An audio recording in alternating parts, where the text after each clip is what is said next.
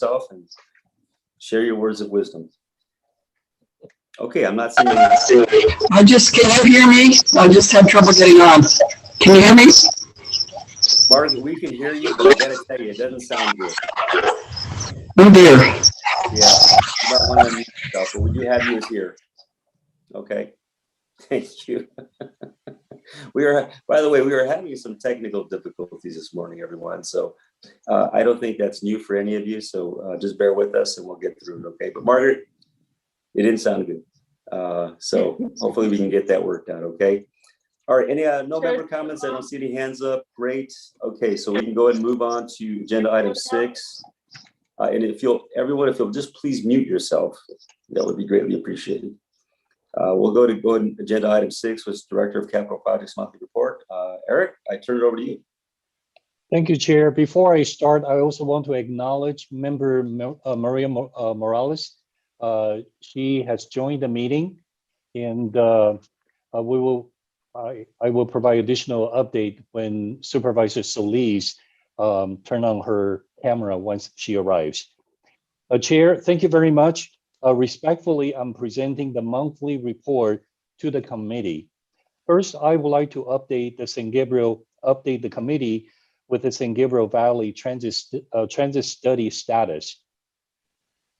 We have completed the negotiation with the consultants, and we will present recommendations for a contract award at the governing board meeting on May 20th, 2021.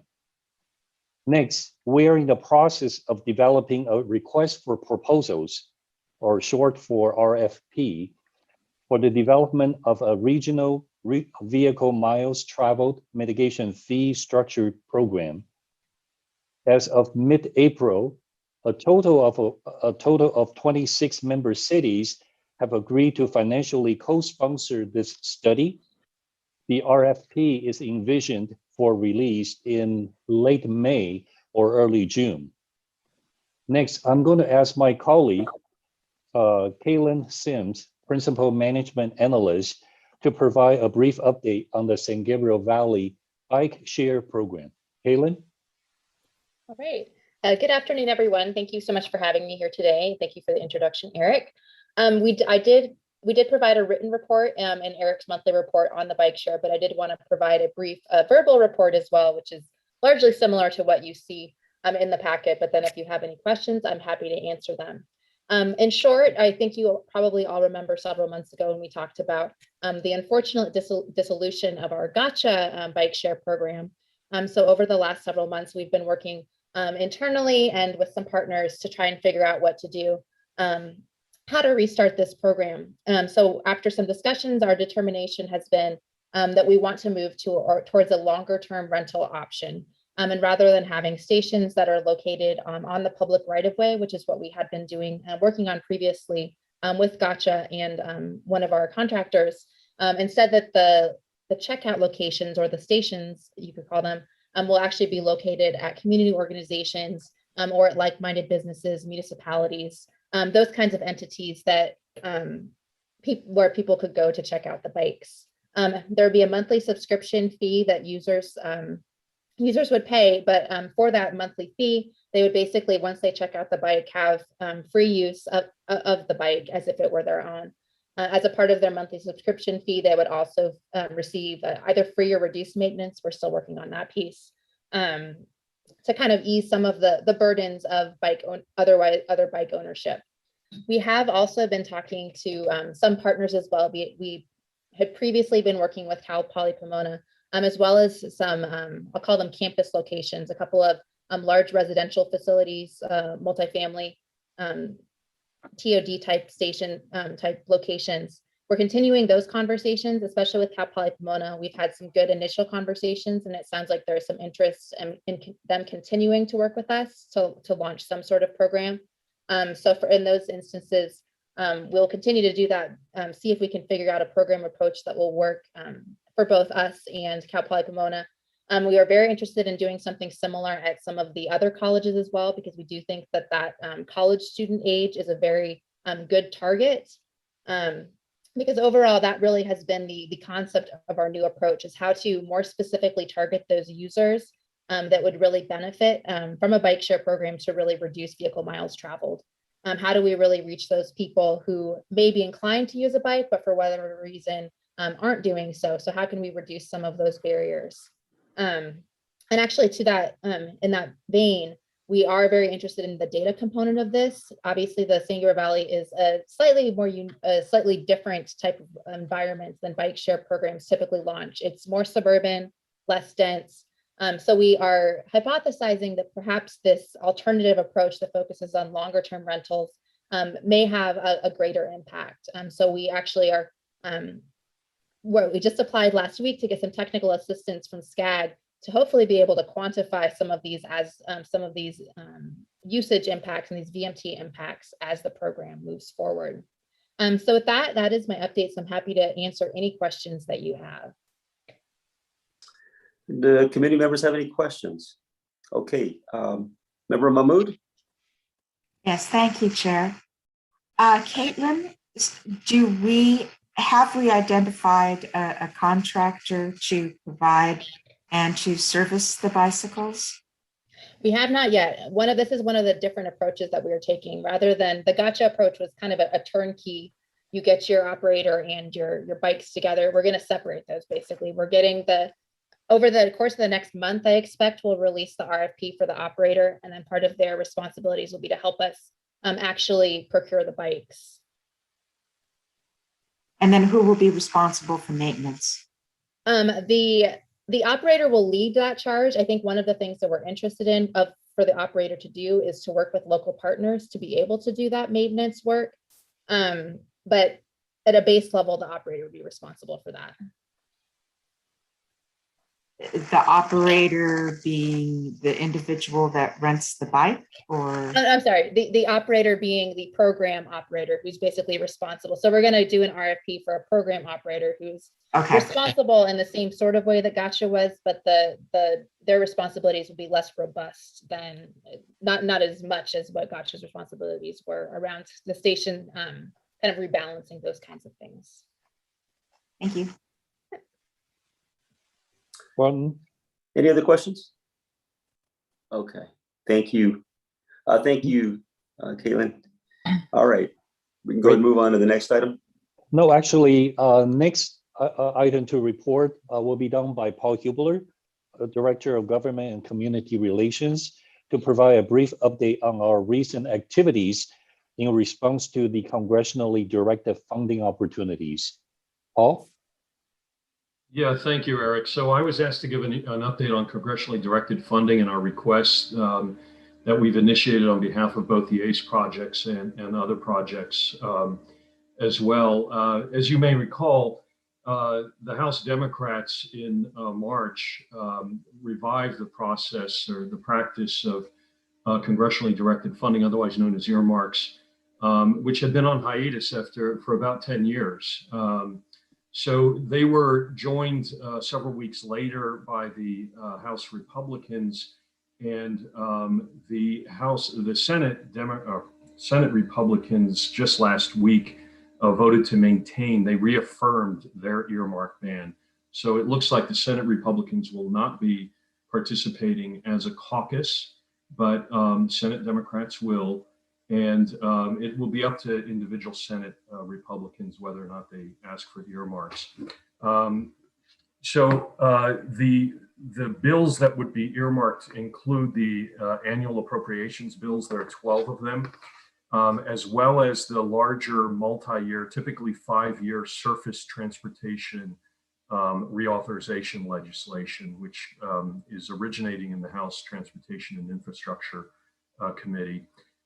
We put in most of our earmark requests were requested through the Surface Transportation Reauthorization Bill, simply because as a matter of practice from 10 years ago when these annual appropriations earmark requests were put in, typically the agency would ask for a certain amount, and what you'd be awarded were anywhere between 500,000 to 1 to 2 million.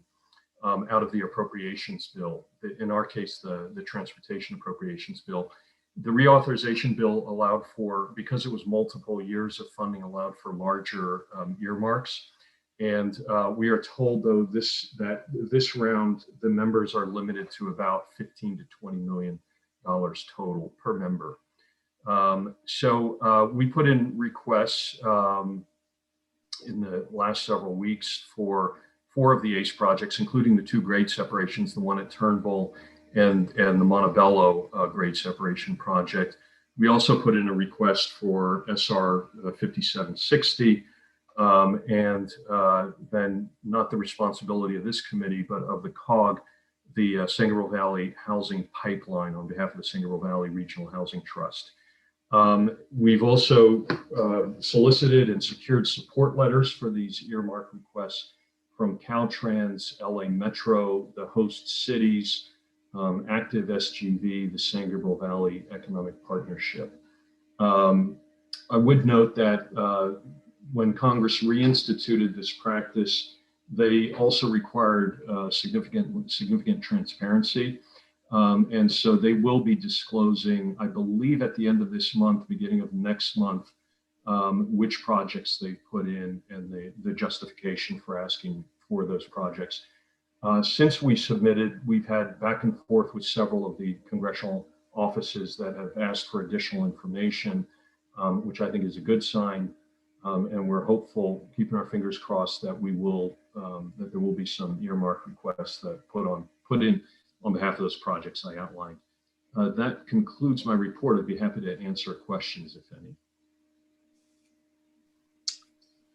Okay, Vice Chair Lyons. Thank you, Chair. Paul, I just want to understand kind of how this works. So we have a number of Congress members, right, in our area. And so do we submit the same 4 requests to each of them?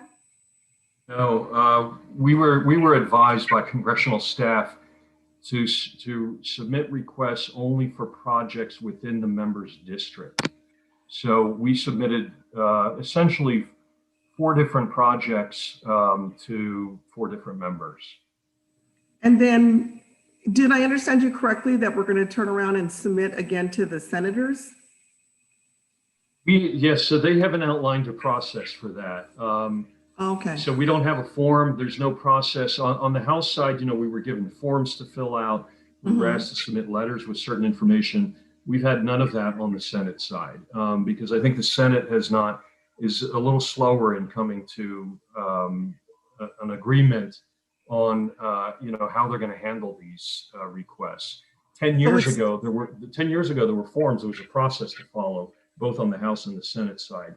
This time around, there's only a process on the House side. There's no process yet on the Senate side. And I don't know if it's complicated by the fact that the Republican caucus on the Senate side voted essentially to uphold their earmark ban that's been in place for the past 10 years. So we're waiting to see, what the Senate develops. Okay, so when the Senate develops something, we might very well be submitting all 4 projects because California as a state contains all 4 projects. Correct. Yeah, we would submit, exactly, yes. Okay, all right. I just wasn't sure how it worked. That's what I wanted to know. Thank you. Thank you. Any other questions? Okay, I turn it back to you, Eric. Chair Sandoval, let me conclude this last item. Under the contracting section of Director's monthly report, there has only been 1 staff authorized contract change order issued in the last 4 weeks. As footnoted in the staff report, the change order of $70,515.01 is entirely reimbursed by the city of Pico Rivera. Therefore, the change order does not impact the project budget nor the remaining contingency for this project. With that, I will be glad to answer any additional questions that members may have. Otherwise, this item is ready for receive and file. Thank you, Eric. I don't see any hands up. Okay. And it is a receive and file, so we can go ahead and move on to agenda item 7, which is construction project progress reports. Back to you, Eric. Thank you, Chair. Renee Cornell will be updating the Durfee Avenue grade separation project, followed by Charles Kane on the progress of the Fairway Drive re-separation project. Renee? Hello. Next slide. Oh, Yeah, I think I mixed the two up. I'm sorry. That's my no fault. worries. Charles is first. So why don't we have Charles first?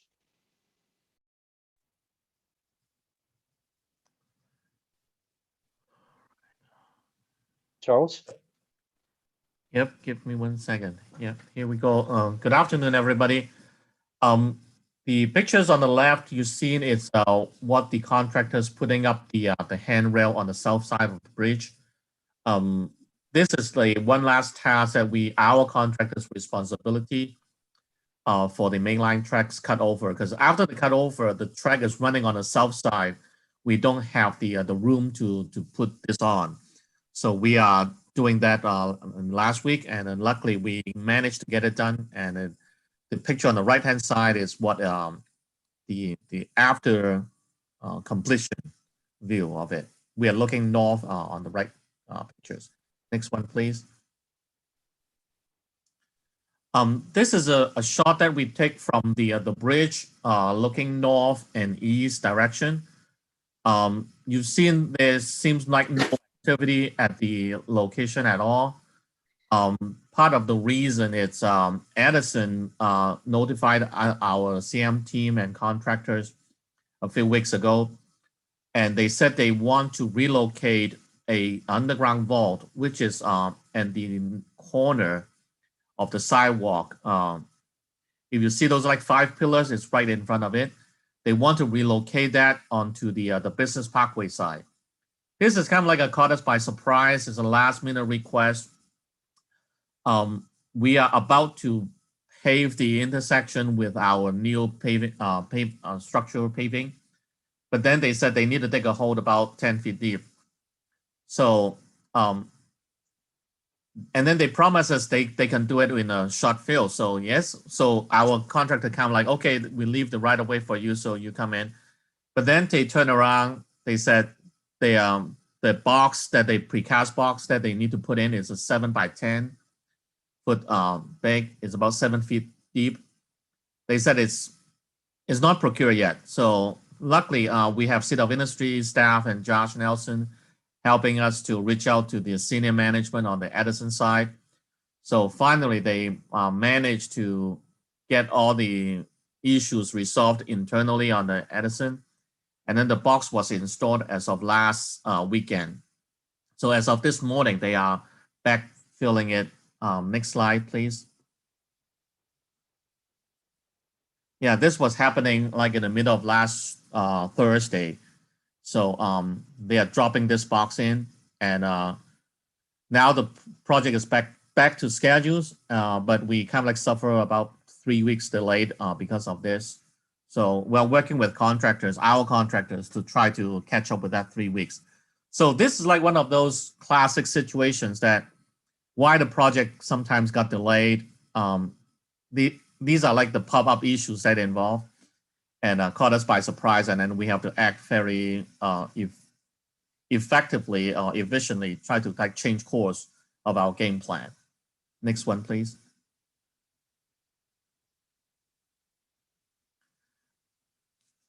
You've seen the Union Pacific crews in the past few months. They are doing the line over, or we call it the cut over, which is changing or splicing the shoe fly track back to the new main line. So this was happening last week and over the weekend. Union Pacific crews, they are kind of like doing the last minute splicing, de-stressing. Those are the major steps that they need to cut over the track. So the actual cut over of one of the main line was happening on Saturday, last Saturday, which is like 2 days ago.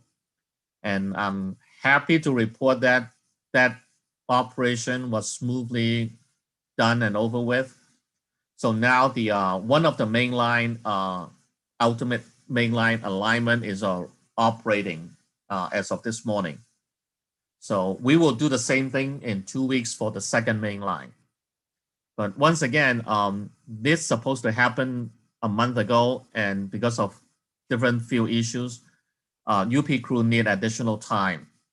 So Eric and I are meeting with the Union Pacific senior staff later part of this week, basically to voice out our concern. This type of delay or last minute delay really have some financial impacts to our project, both financial wise and time wise. So we want to voice out our concern and see if there's any room to improve and what we can do to smooth the operation down the road. Because we still have like other projects in other cities that need the similar type of service.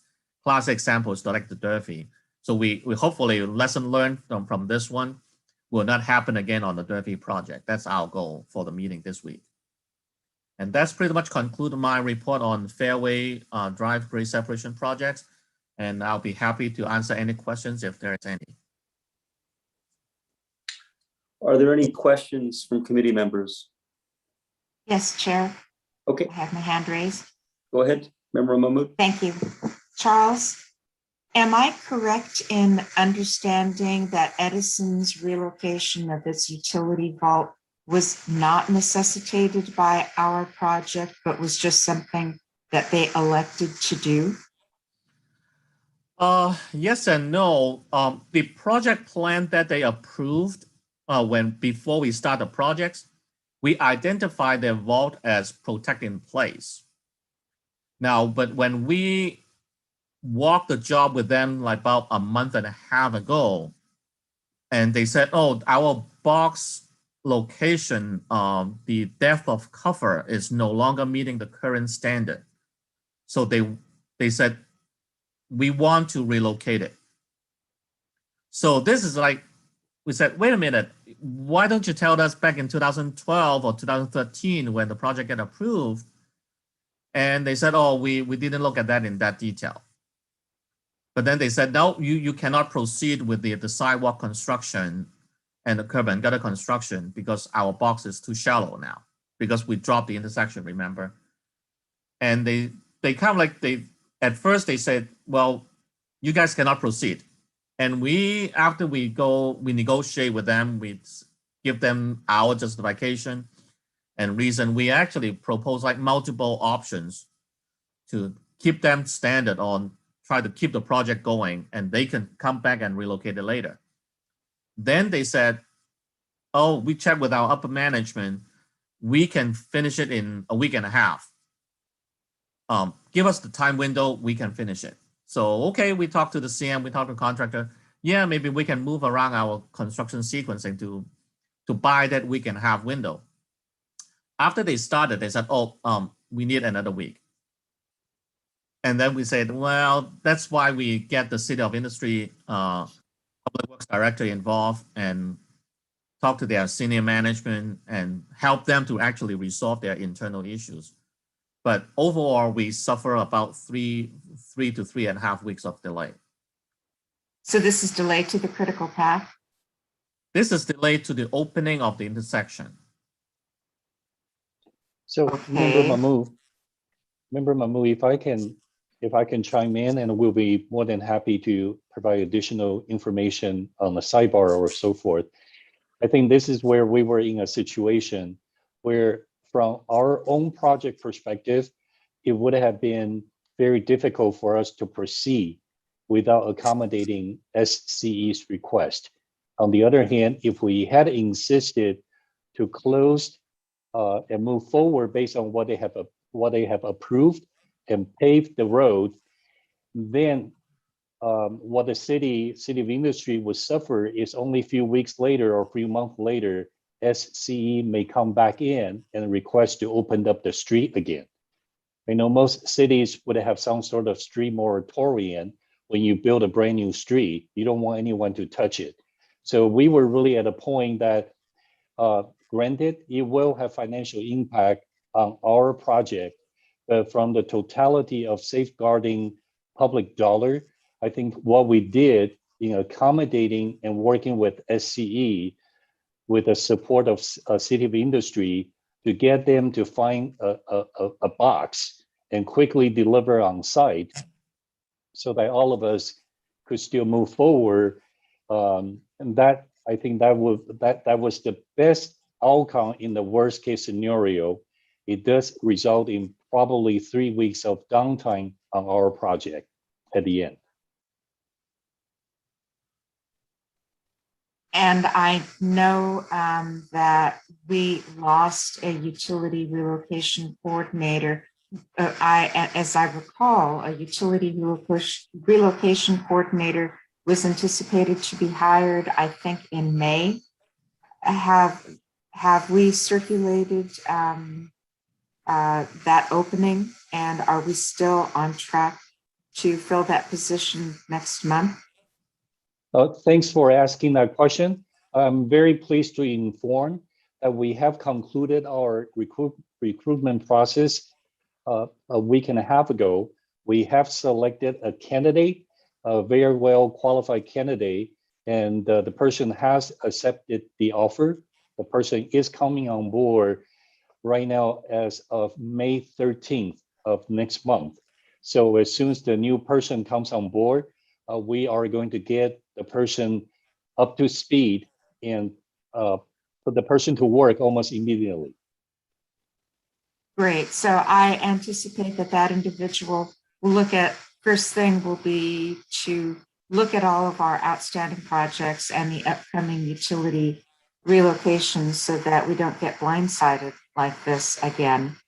Was it a change in the CPUC regulations that changed the acceptable amount of cover? Do we know? Charles? As far as we know, that issue was never brought up during the entire design phase. And so has Edison offered to contribute to our contractor delay? The answer is negative. We have not talked about that yet. And do we plan to ask? I mean, unless they can point to some sort of change in the law, and even so, depending upon when that change occurred, Edison should have some liability and should contribute. We've got to start being more aggressive in looking for others to help to pay the costs that we're going to incur when we have an owner-caused delay such as this. And Member Mahmood, I'm making a note of it. I would talk to Charles and talk to our CM, construction management team, and we'll take your lead and see what provisions that we can rely on, and see if we can get some reimbursement from SCE due to their delay, and we'll report back to you if we find something. Yeah, if you can report back either way, maybe in 60 days, that would be helpful. And if that could be noted, the request for the report back in 60 days in the minutes, I'd appreciate it. Thank you. Great, thanks. All right. Member Hepburn seemed to have a question or a comment.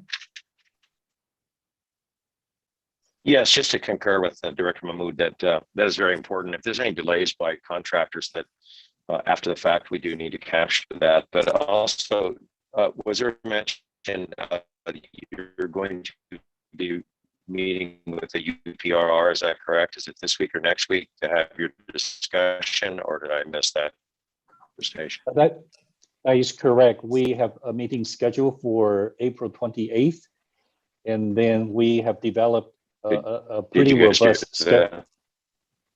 I'm sorry. Mr. Hepburn, your audio is coming a bit difficult. Could you repeat your question? No, please continue. All right. Yes, we have our meeting scheduled, and we will share the outcome. Actually, you're answering it, Mr. Shin. Okay. Great, thank you. And then next, I'm going to ask Renee Coronel to make a brief presentation on the Durfee project. Hello. So for the Durfee project and Pico Rivera, construction continues. Next slide. For retaining wall number 5, that is concrete placement for the stem. Last month we placed for the footing. Now we're placing concrete for the stem. That wall is around 22 feet tall. So when you're driving down the grade separation, you're going to see those big walls as you go down the street. Next picture.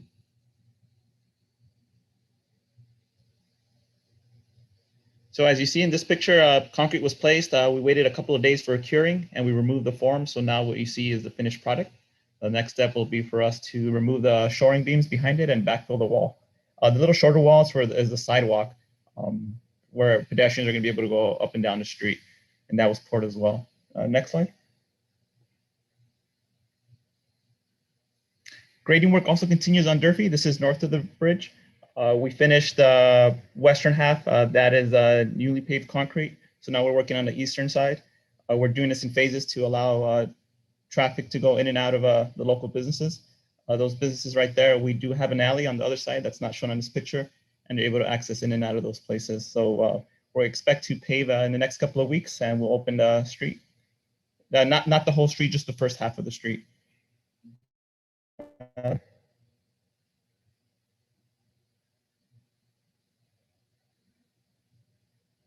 No. Is there a picture after this? I believe so. Amy, would you please advance to the next picture? Oh, I did. I think. Oh. Hold on a second. Okay. Oh, and in this last slide, oh, sorry, if you can go back. And in this last slide, the Union Pacific crews have been on our project. They're laying down the permanent track, which goes over the new bridge. Those are 2 tracks. In the next couple of weeks, the Union Pacific crews will come and lay the ballast, which is the rock, and then slowly transition the existing tracks into the new tracks, which will go over the new bridge. And that will allow us to finish the next phase of the bridge. And that's it for the Durfee. I can take any questions. Are there any questions from committee members at this time? I don't see any hands, and if I don't see it, please feel free to unmute yourselves. Okay. All right, Chair, Eric, Chair, I just want to confirm that member Hepburn still has his hand up. Maybe it's from previous question, but I want to confirm that.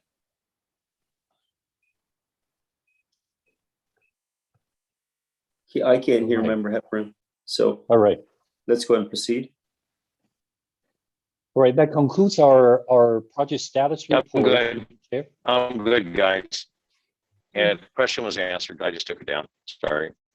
Thank you, member Hepburn. You were saying, Eric? I said that concludes our report on our construction activities. Okay, we can go ahead and move on to agenda item 8, which is the approval of capital projects committee meeting minutes from March 22nd to 2021. Can I have a motion? So moved, Solis. Second, Moss. I saw you, Vice Chair Lyons, waiting there, huh? All right. I'm glad All that right, I think we have it Solis covered. has Let's go joined do a us. roll call vote. Great. Chair Sandoval? Yes. Vice Chair Lyons? Yes. Member Shevlin? Just real quick, Eric. Yes. Hang on, Eric. Will everyone please mute themselves until you're called? Thank you. Shevlin is a yes. All right. Member Moss? Yes. Member Mahmood? Yes. Supervisor Solis? Solis here, yes. Aye. Member Clark? Yes. Member Morales? Yes. Member Peralta? Yes. Member Hepburn? Member Hepburn?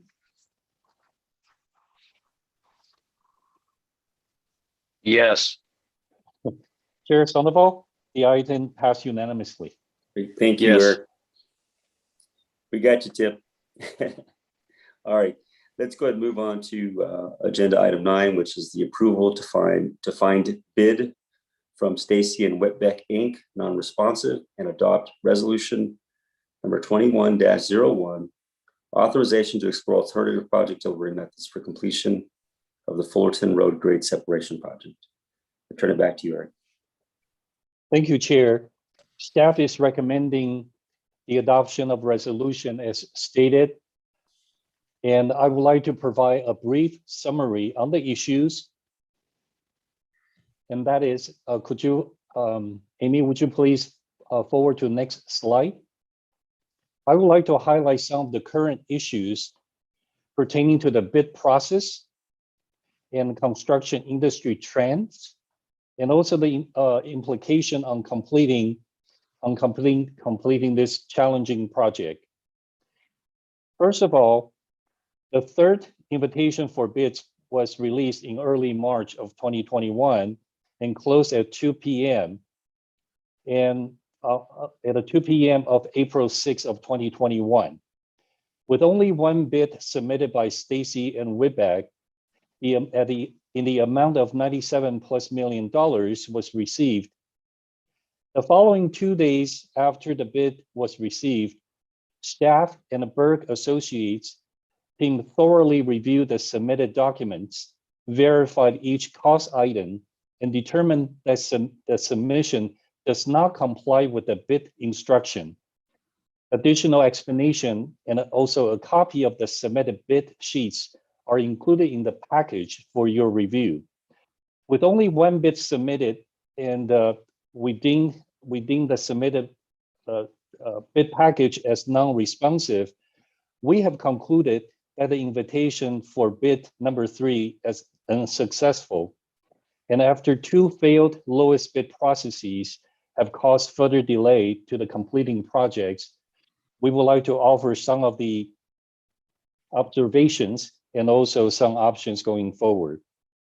First, as stated here, as outlined here, is the fact that rising construction material costs, shortage in skilled laborers even before the pandemic, and now a shortage in laborers due to the ongoing public health restrictions are many of the factors in driving up project costs. We are also in the epicenter per se, epicenter of construction, transportation infrastructure in Southern California. There are many agencies, including some of your agencies, are competing for the same type of construction services. Therefore, we are really competing with a very, very limited and qualified builders to build projects for all of us. Concurrently, the residential construction projects are competing also for the same pool of skilled and general labor. Yet contractors would encounter lower risks or could yield faster return in private projects versus in delivering public projects. All of those are the facts and information that are currently readily available in all news medias. So we are in a very challenging bidding situation. Therefore, it is our conclusion that the public sector, public projects utilizing the lowest bid process, such as the Fullerton Great Separation Project that we really want to re-energize, does not appear to be attractive to contractors. Staff therefore is seeking committee's authorization for exploring alternative delivery methods to completing this project. We have outlined some options, and we plan to provide a status update to the committee on May 24th, and we will continue to explore the options, entering into negotiations based on the most suited options for this project, and as well as for the agency. Then we plan to recommend the contract award based on the most appropriate options to restart this project during the June meeting for the committee's consideration. That concludes my very brief presentation. I know there will be some questions. So myself and also the project team will be glad to answer any questions you may have. Thank you, Eric. I do see Member Moss has her hand up. Thank you, Chair. Yes, I just, wanted to, I guess, reiterate or make, the City of Industry, this is, we really have got to find a way to expedite and move this project forward. I mean, I understand all the challenges. I fully respect everything that we've gone through based on all of the challenges that you just explained, Eric. I just would hope that there's, we can find a way to start moving this forward. I mean, you're already talking about we're not going to get back until June. Again, I understand that these things take time, but we've got to find a way to move forward. I would respectfully ask that the committee would work with City of Industry staff in, how we're going to move forward on this. And I would hope that that's something that would be possible, Eric. So thank you. Thank you, Member Moss. I do have Member Mahmood's hand up, and then Member Vice Chair Lyons. I think Vice Chair Lyons' hand was up before mine, Chair. I'm sorry. What was that? Oh, she's waving. Okay, never mind.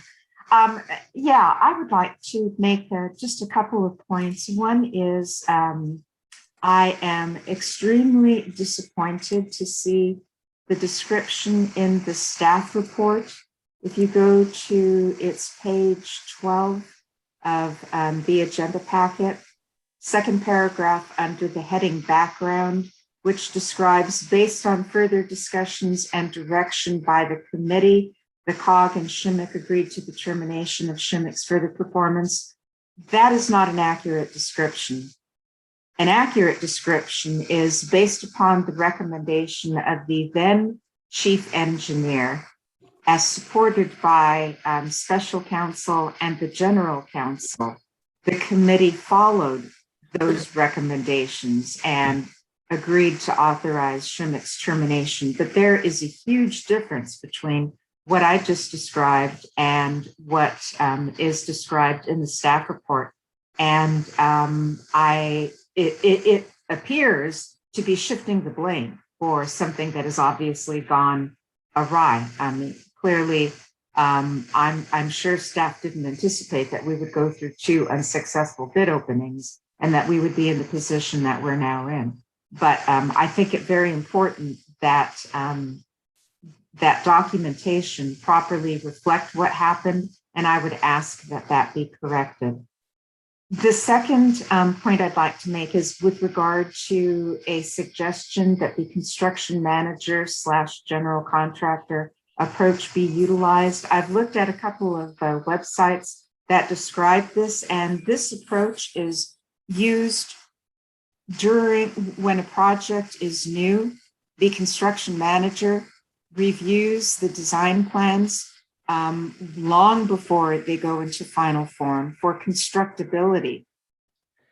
And because the construction manager then reviews the design for constructability, it's contemplated, it's expected that that early involvement will help the owner save money. The construction manager then becomes the general contractor.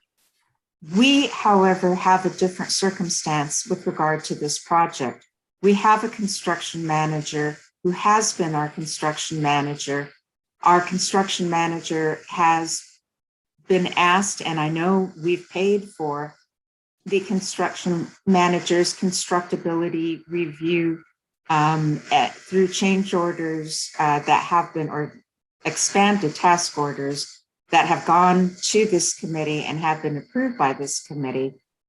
And I think it highly inappropriate for an entity which has long at this point been essentially our agent on the project to suddenly, once it becomes associated in a joint venture, as it appears to be contemplated with a general contractor, to suddenly have an arm's length relationship with the owner. I do not see that it would be appropriate in this case. I agree with the recommendation of staff that given the 2 previous experiences where we've had non-responsive bids, that it is best to negotiate a contract with a general contractor. But I absolutely, at this point, do not see that a CM/GC vehicle is the best way to go. Thank you. Eric, you want to comment on that? Certainly. I think we bring, as staff, we're bringing to the committee with two viable options. What we're seeking the committee's approval today is to allow us, to give us the authority to explore. Again, we are pleased to hear your concurrence that going out for lowest bid, attempt number 4, is not going to be advantageous to us. On the other hand, I would ask the committee to give us that flexibility at this moment. Let us document, let us explore whether CMGC is an viable option. If so, by how much? How do we firewall so that there's a clear delineation between the owner and also if it's Berg and Associate and their partnering general contractor. We seek your authority so that at least we can properly document it. I think we're not at a point that we can 100% defend or reject, but it is one of the two options or very limited options left for us to complete this project. Thank you, Eric. I have Vice Chair Lyons, and then I have Member Solis. Thank you, Chair, and I'm not the Vice Mayor. Okay, this is really a lot of information, a lot of technical information that, is really way beyond me and any expertise that I have or probably ever hope to have. So I sat down with Eric on it, and then I sat down with our Public Works Director, David Liu, on it. And a couple of observations. One, based on what Corey said and what Eric said. I mean, this is probably the worst project that ACE has been involved in, and it's just really a mess and has an unfortunate, horrible life of its own. I was talking to David Liu, who's our Public Works Director, and he said again what Diana said, which is, if you use this method, it starts at the beginning when everybody comes together, in one big meeting around the table. So you've got us, you've got the, the designer, the engineer, you've got the consultant, and you've got the contractor. And of course, we don't have that because this is years in the making, but it still might be the best way to get us out of this and to move forward, to draw the parties together and get everybody to look at it together, in one room, all the design, all the problems, the in-site visits. So it's maybe not a great option, but it might still be the best option. David also asked me, obviously the contractor needs to be somebody that's been involved in grade separation before, somebody that it will be it won't be a long learning experience. They'll be able to step in more quickly. And then also, we were talking about, even if everything goes just the way that this express, plan is that August date, is it actually realistic? It seems pretty tough.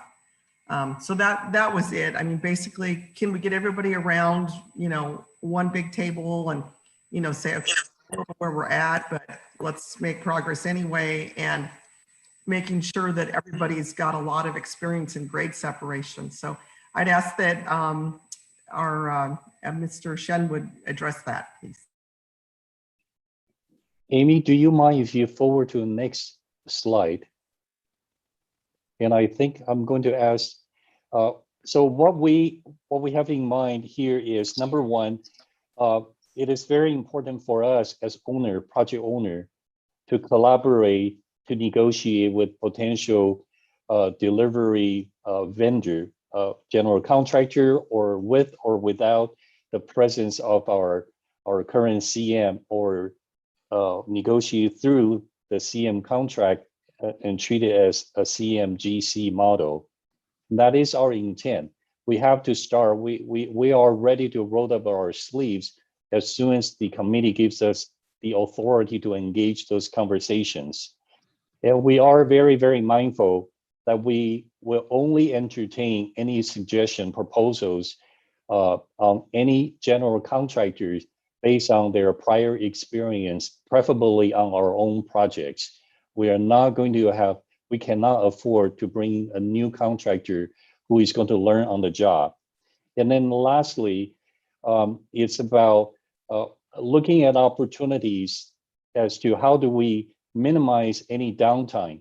We were very hopeful that if we were able to find the lowest bidder, that we can re-energize the project as of July. We are looking at the opportunities that if we have the ability after negotiation with the approval of the committee in June, that we would have, as part of the negotiation, we would have come up with different sequencing so that there will be limited work to be authorized. For example, the work that is along Gale, could we start working on Gale first so we can start minimizing some delays? Those are going to be part of that dialogue. And I think Vice Chair Lyons, you brought up a great pointer. That is, all of us have to come together at a table, and staff is ready for it. Thank you, Eric. I see that Member Solis needed to step away, so looks like Member Moss has her hand up and Member Hepburn. Member Moss and then Member Hepburn. Yeah, just real briefly, I wanted to just after that additional explanation and what you've brought up, Eric, and also Vice Chair Lyons. Yes, I mean, I am 100% in agreement. We all just need to get to the table.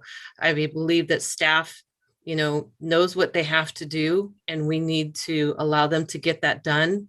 And I would just, you know, Eric, thank you so much again for just clarifying.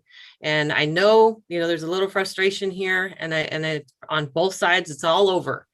You know, we've got to try, you know, do what we can to give staff the ability to move this project forward. And I thank you so much for your clarification. Thank you. Member Hepburn. Can you guys hear me? Yes. Can you hear me? Yes. Yes. Oh, good. I took my earpods off. This project, as Director Mahmood had said, is basically a mess. Trying to get it back on track, and I do appreciate staff's trying to do whatever we can to do it. But as Director Mahmood had stated, we have to be very cautious how we move forward, as we've been stung with the Shimmick situation and you know, basically a whole contract being canceled.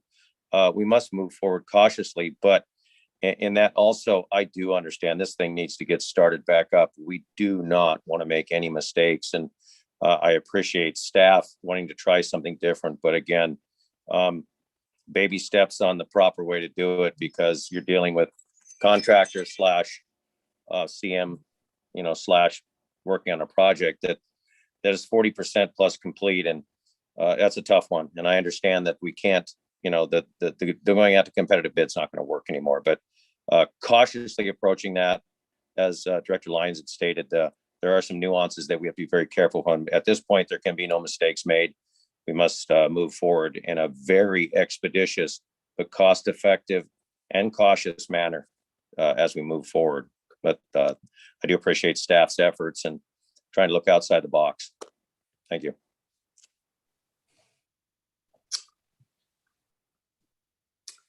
Okay, I'm not seeing any hands up. Am I missing anyone?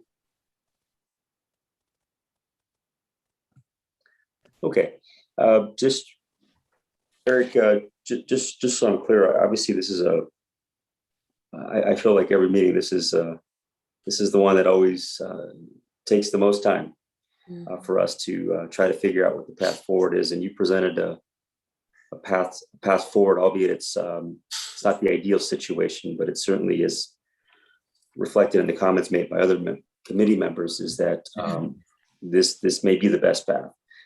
If we decide not to do that, then in essence, we would have to put it out to bid again, correct? I mean, because there is no third alternative here. It isn't as if we stop and abandon the project here. This is something that needs to be completed. Right. As we indicated in the staff report, the alternative project delivery methods, does include the construction management / general contractor. That's only one, but at the core of this negotiation, there's still that general contractors component that we still need to negotiate what will be the cost and what will be the schedule.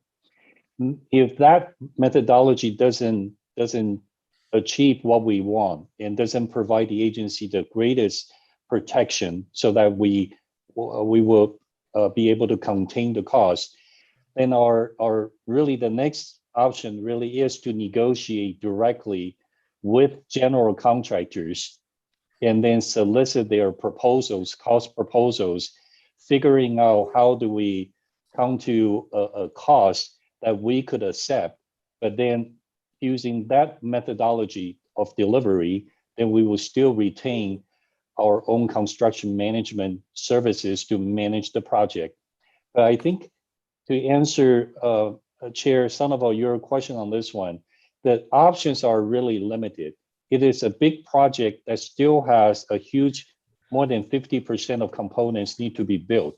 It still needs to be built by licensed, experienced general contractors with all the trades, with a lot of materials to be procured. It is not going to be something that we can just post on LA Times and hoping someone will respond. So it comes down to two options, one or the other, but the core really is to negotiate with a general contractor with proper supervision, very watertight contract documents to protect our interest, and then also put the burden and responsibility on the builder to deliver and complete the project without any additional surprises in the next 2 to 3 years. And that is our goal, and that is what we must do in order to re-energize and deliver and complete this project. Yeah, thank you. Thank you for that, Eric. Are there any additional comments and/or questions at this time? Chair Sandoval, I just raised my hand very quickly and just a brief comment. Member Shevlin, go ahead. Yes, and I discussed this at length with Eric in our agenda preview, but at any rate, the other problem, and just to note that it's going to be even more difficult because the field of available contractors is limited, and we have already on other projects, we've employed other companies, and the availability of someone who can come on board and pick up this project at this level and extent is going to be difficult to find someone qualified. And I just wanted to add that further complication. Thank you, Member Shevlin. Member Mahmood. You're on mute, Member Mahmood. Thank you so much, Chair. Just a brief observation for the benefit of my committee members. In construction, typically we ask for a lump sum bid from a general contractor, and that then shifts a lot of risk to the general contractor, and you pay for that risk because depending upon the general contractor's assessment of the risk, then the general contractor prices that risk into its bid. Another approach is to proceed on a time and material basis, which then shifts more of the risk to the owner. And in a project such as this, it may be appropriate to seriously consider that type of pricing for a general contractor where there is more of a shared risk. The more we try to shift risk to the general contractor, we will end up paying for that risk, and the risk may or may not be realized. It may be more cost effective to from the outset accept some of that risk on this project. Finally, I would need a detailed explanation as to what we're getting from a CM/GC type of arrangement when we've already had the CM working for us for so long, who should have been doing. Caltrans has a helpful website on CM/GC, and for those committee members that would like to know more about that type of arrangement, you might find it helpful to review the information in that website. I just find it difficult to see how it would be beneficial for us to pay a CM who would then become essentially the general contractor. I think it would end up costing more. And I would like for staff to produce evidence when they ask us to approve a specific contract of what alternative cost methods would be, both as to if they still want to pursue CMGC, of doing it CMGC, as well as just directly negotiating with the construction contractor. Eric, do you want to comment on that? Sure. And Chair Sandoval and Member Mahmood, I'd like to respond to your comment on the time potentially shifting risk in terms of how we bid the project. I think it is one element that we definitely are fully aware in the profession, whether it's a lump sum bid versus time and the material. Given the volatility and just how much material cost fluctuates currently, and also the entire supply chain is being impacted, and how costs can fluctuate from week to week. It might not be advantageous for us as owners to consider that particular options due to the fact that we would be chasing the price on some unitized costs on a very, very frequent basis, simply if we went with that pricing. But again, I want to respond to Member Mahmood that it is going to be all part of our considerations here. We plan, as I shown on the screen right now, we plan to provide you with a status update on how we're proceeding and what we have discovered in the next 2 to 3 weeks. We will return to the committee with facts, with comparisons, and provide you with meaningful input, provide you with the output, and then solicit your input. We will not rush in exchange for a contract that we cannot stand for, we cannot stand by. So we will continue to look at the material. For instance, you mentioned about Caltrans website. We are familiar with it. We will document what we learn from those information, those sets of information as part of our update to you. So in short, I just want to make sure that I respond to Member Mahmood. Whether it's lump sum, whether it's time and the material, however we structure the contract, it will be part of our discovery. It will be part of our discussion, part of our recommendation based on which method that we choose and why. And then ultimately, we all share the common goal. That is to provide you with accountability based on a delivery method that we can get the project started and completed.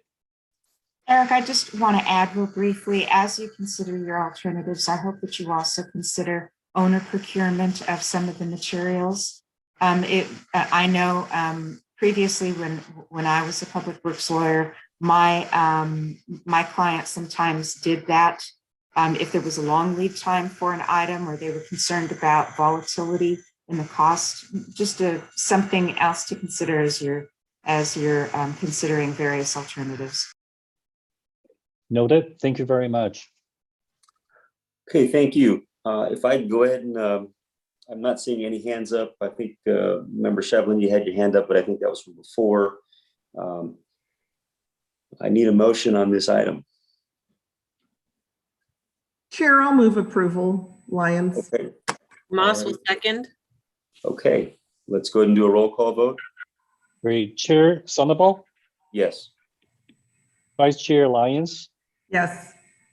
Member Shevelin, Yes. Member Moss, Yes. Member Mahmood, Yes. Supervisor Solis, Member Clark, Yes. Member Morales, Yes. Member Peralta, Yes. and Member Hepburn. Yes. Chair Sonderbold, the item is passed. Great, thank you. Thank you, committee members, and thank you, Eric, for that. All right, we can go ahead and move on to agenda item 10, which is the approval of task order to TRC Solutions for public outreach services for the 5760 Diamond Bar Golf Course Improvement Project. Back to you, Eric. Thank you, Chair. Paul Hubler, Director of Government and Community Relations, will make a brief presentation. Paul? Thank you, Eric. Staff is recommending that the committee authorize the executive director to issue a task order under the existing contract with TRC Solutions, which is part of our public outreach bench, in the not to exceed amount of $245,677 to provide public outreach services in support of the first phase of the SR 5760 project, which is the Diamond Bar Golf Course improvements and utility relocation work. Staff notes that there's an error in the staff report that refers to 18 months as the duration of the task order. It's actually 22 months, as was outlined in an addenda to the RFP. 18 months is the period of duration of the golf course closure itself, the anticipated period of duration. And the 22 months will allow 2 months at the beginning of that 18 months to prepare for the closure and the notification of the closure, and then another 2 months at the end of after the golf course reopens, in case there's any follow-up marketing activities that need to be done. This, as I mentioned, this first phase of work, the configuring the golf course is required because there are 10 acres of that golf course are needed and are under acquisition by COG for the SR 5760 project. The major tasks include, as I mentioned, the closure of that golf course for up to 18 months, the reopening, marketing and outreach, construction notices related to dirt hauling. There's going to be 5,000 dump truck loads of earth that will be needed to regrade the greens and other impactful activities. Operating and standing up and operating a project website, helpline, contact database, and then in-person or virtual outreach conducted in multiple languages. The prime consultant is TRC Solutions of Irvine, which has extensive highway and infrastructure project experience in Southern California, including those involving golf course operations. The sub-consultants include VMA Communications, based in Claremont, Huff Strategies of Diamond Bar, Communications Lab of Pasadena, Sierra Group of Whittier. In all, 18% of the labor cost is proposed to be performed by DBE firms. It's well above the 18% goal. We'd like the team to start immediately upon approval of this task order due to the need to coordinate with county golf course operations staff, as well as the golf pro that operates the course. We need to get copies of email lists. We're not sure what condition those are in. Are they hard? Is it regular mail lists? Is it email lists? There's a lot of coordination work that needs to go on before that golf course is closed. In addition, we'd like to, well in advance of the closure, set up signs at the course and set up a booth at the golf course for weekend or other peak periods to hand out information to golfers so that they know how long this course will be closed, and that once it reopens, it'll be really what we think in a world-class condition and should be a very attractive course. As I mentioned, the team will initiate email blasts and keep golf course users, or those who were users of the golf course, regularly updated. I would note that there are other businesses as well located at the course that are also closing. There's a snack bar, there's a banquet/wedding facility, and then the Golf Pro Shop as well that are being closed. As called for in the RFP, the consultant team will attend weekly construction progress meetings over the 18-month period and longer if needed, and other coordinations as required with COG staff and other consultants. The project manager, Wayne Brown, is available. He's on the line. He's available to answer questions if you have any. That concludes my report. I'd be happy to answer questions if there are any. Thank you, Paul. See if there's any hands up. I do see Member Mahmood and Vice Chair Lyons. Hi, Paul. If the work pursuant to the contract must be commenced immediately, I'm fine with authorizing issuance of the task order, but the scope of work is very vague and really needs a lot more detail.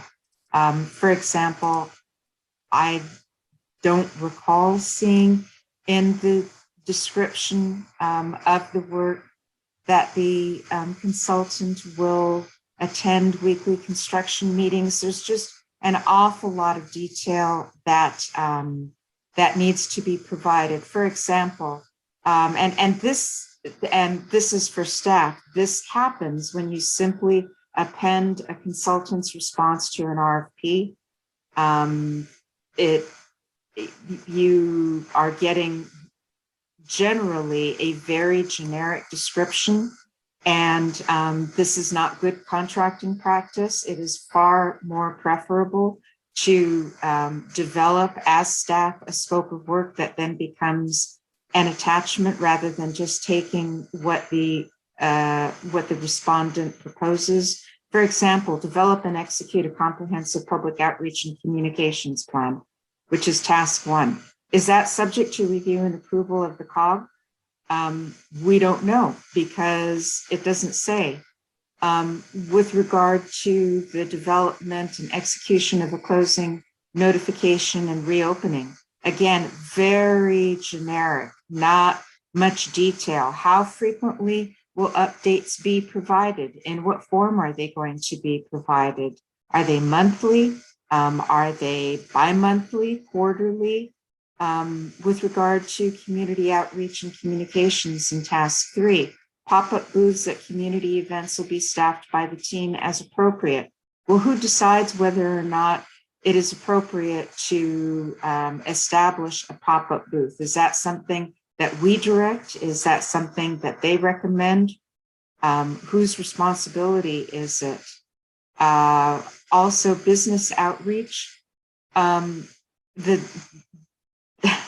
The statement that business outreach might include modifying the construction schedule. No, a communications team isn't going to modify the construction schedule. They can issue a recommendation to do so, but obviously that's inappropriate. I would like for this to be returned with a much more detailed scope of work about exactly what they're going to what they're going to do so that we know what we're paying for.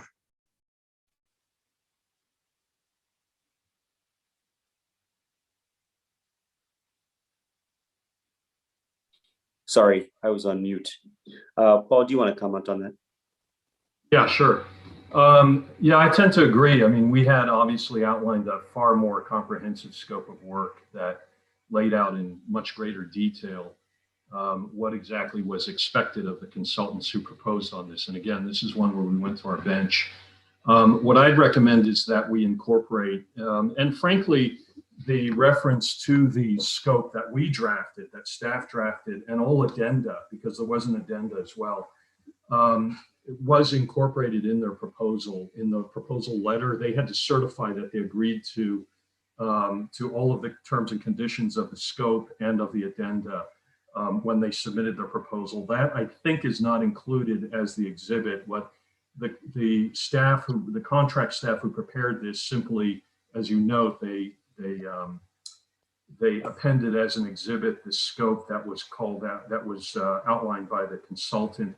That, of course, they didn't want to repeat back to us everything that we had just told them that we were looking for in the scope of work. So they, by necessity, I think, and out of sort of narrative flow, they didn't reference certain things, but that is absolutely included in there, and we can amend the task order. Perhaps we should, to include the entirety of the scope that we drafted, that I think is much more clear on what exactly is expected. And we could, if you authorize this today, we'll commit to revising the task order to incorporate the scope that that COG staff drafted. I'm sure the consultant who's on the line would agree to this. It was their understanding when they submitted their proposal that they would adhere to both the scope and all the addenda, and I don't think they would have a problem with that. So we can amend the task order. If you approve it today, we'll amend it. We'll run it by you once it's done, before it's fully executed by all parties. That would be helpful. Also, just from just as a legal matter, you include in your group of documents on this item the underlying agreement that gives rise to the task order, and that has a very detailed scope of work, which then raises a legal conflict as to which controls. So it would be very helpful to specify exactly what the consultant is supposed to do on this particular project. Otherwise, there's ambiguity. Thank you. Thank you. Vice Chair Lyons? Thank you, Chair. One comment and then just one question. The comment is, even though Member Mahmood, I understand what you're saying, you know, we have to be careful we don't get too far down into the weeds. You know, how much detail is it that, you know, we need? We don't really need to, you know, manage every, you know, portion of this. So that's just my comment on that. And the other thing is when they do the pop-ups, which I think are really good ideas. I've been to that golf course many times, and when those pop-ups occur, I think, you know, there should be somebody there that speaks, say one time Mandarin and maybe the next time Korean and maybe the next time, you know, Spanish or whatever.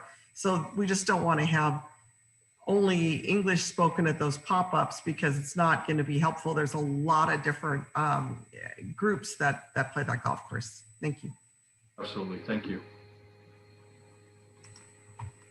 Thank you, Vice Chair Lyons. So staff taking into consideration the comments made by Member Mahmood, could I go ahead and have a motion from the committee? Motion to approve. Okay, that's Second, Hepburn. Moss. Okay, a second by Moss. Okay, let's do a roll call vote. Point of order, I guess. With the Is amendment. that with the amendment? Thank you. Yes, with That the is amendment. correct. Sorry. That is correct. All righty, roll call vote.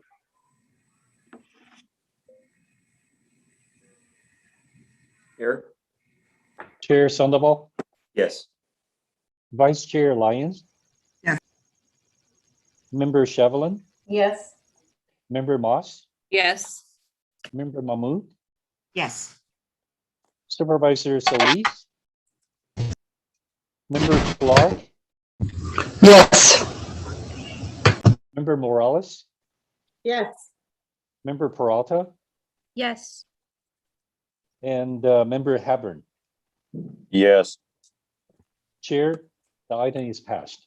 Great, thank you. Before we move on to 11, I do want to note that Member Morales, when we first started the meeting, had a difficult time unmuting herself and accessing her video. Just want to note that she was present at the very beginning of the meeting. Okay, we go ahead and move on to agenda item 11, which is approval to receive and file quarterly project progress reports. Back to you, Eric. Thank you, Chair. In the interest of time, I am going to offer the committee a quick pointer. We provide you with detailed quarterly report project by project in the staff report, and I will be glad to go through the prepared presentation to reiterate the information that we have provided, or if the committee has specific question on a specific project, I will be glad to go straight to that particular project. Again, we do have 2 closed session items right after the meeting, so I just want to offer that to the committee. Any input from the committee? Do you want to hear the presentations? Okay, I'm not hearing anything, Eric, so I think we can go ahead and move forward. Great, Unless there are any thank you. So questions. this item is, item 11, as well as item 12. Both items are receive and file. In Okay. detailed information has been included in the project report, in the staff report. We'll be glad to answer any questions, even after committee meeting, if committee member has specific item of interest. Otherwise, if there's no question on item 12, this item is also for receive and file. Okay, thank you for that, Eric. I'm not seeing any hands up, so if we could go ahead and proceed to closed session. Great, thank you very much. So for those who are going to be in the closed session, please stand by to be reassigned to the room. Just before we go, Eric, we Okay. should orally announce the reasons for going into closed session. And the first item is the committee will adjourn to closed session in accordance with Government Code Section 54956.9, pending litigation, 1 case, San Gabriel Valley Council of Governments versus Jack in a Box. And is Alan on? I'm looking for outside legal counsel, Alan Socios, if he's on or not. I let don't me see do- him on the attendees list, so I'm working on kicking everybody off, and then I'm gonna stop the live stream. Okay, because I texted him about 5 minutes ago to go ahead and join. Okay, I'll keep an eye out for him. Okay, let me see if I can get it real quick. And then could we, if Alan is calling in, could we get Cindy to go first? Yeah, so that's the second item, and that's conference with real property negotiator pursuant to Government Code Section 4956.7. The COG's negotiator is Cynthia Marion, and the negotiating parties are the COG and Keuchel Investment Property. And in the meantime, I'll try and get a hold of Alan. Okay, I'm gonna stop the